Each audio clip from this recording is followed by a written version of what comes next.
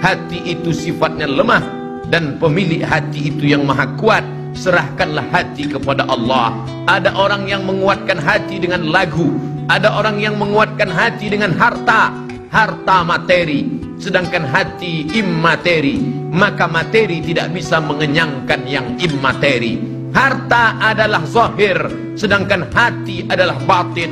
Maka yang zahir tidak bisa mengenyangkan batin. Yang bisa mengenyangkan batin, maka batin dialah juga yang bisa mengenyangkan yang gaib.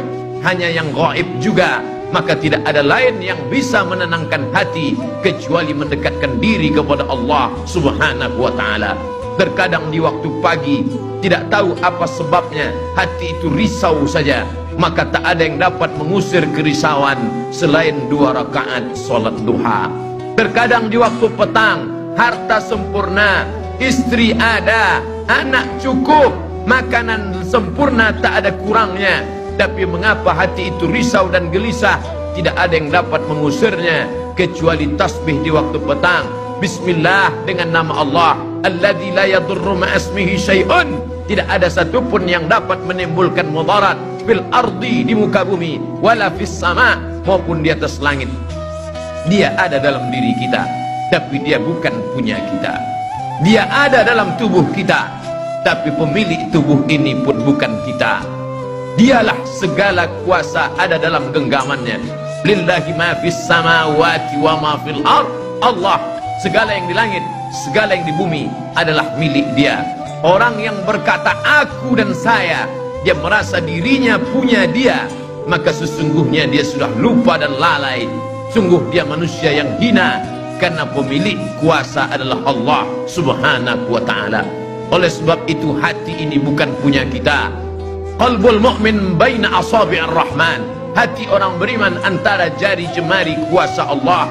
Kalau dia mau, dia balikkan menjadi susah. Kalau dia berkehendak, dia kembalikan menjadi senang.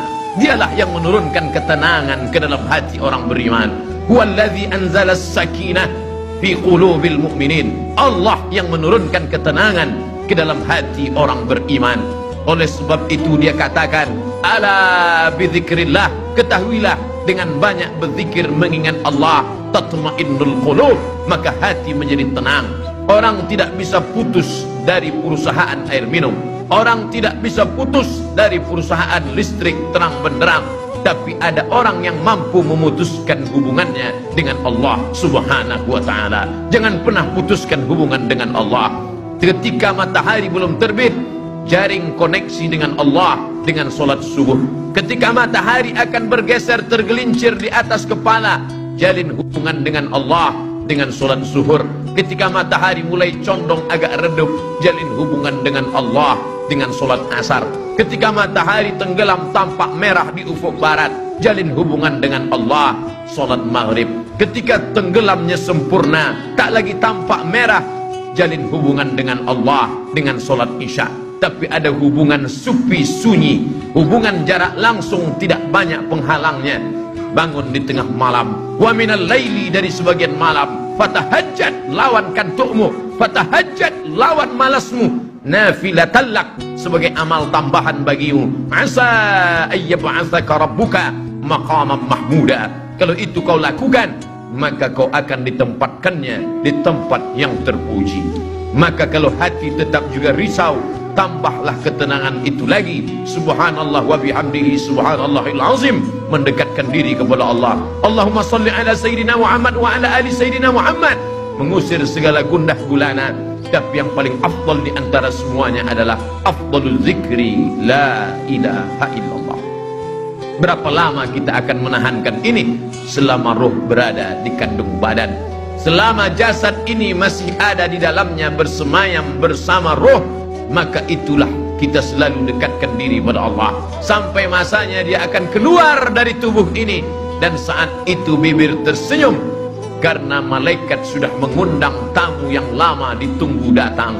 Ya ayyatuhan nafsul mutmainnah, wahai jiwa yang tenang, irji'i ila rabbiki radiyatan mardiyah. Kembali engkau ke tempat asalmu. Ini bukan negerimu, ini tempat kau merantau. Masamu sudah habis. Sekarang kembali kau ke tempat asalmu. Irji'i ila rabbiki radiyatan mardiyah. engkau dalam keadaan senang, dan Allah pun senang menyambutmu. Fadkhuli fi ibadi, masuklah dalam golongan hamba-hambaku. Wadkhuli jannati, masuklah ke dalam surgaku. Kita tidak datang ke tempat yang baru, kita tidak merasa asing, tapi kita kembali ke tempat asal muasal kita. Singgah sebentar ke alam ini hanya untuk beriman dan beramal saleh.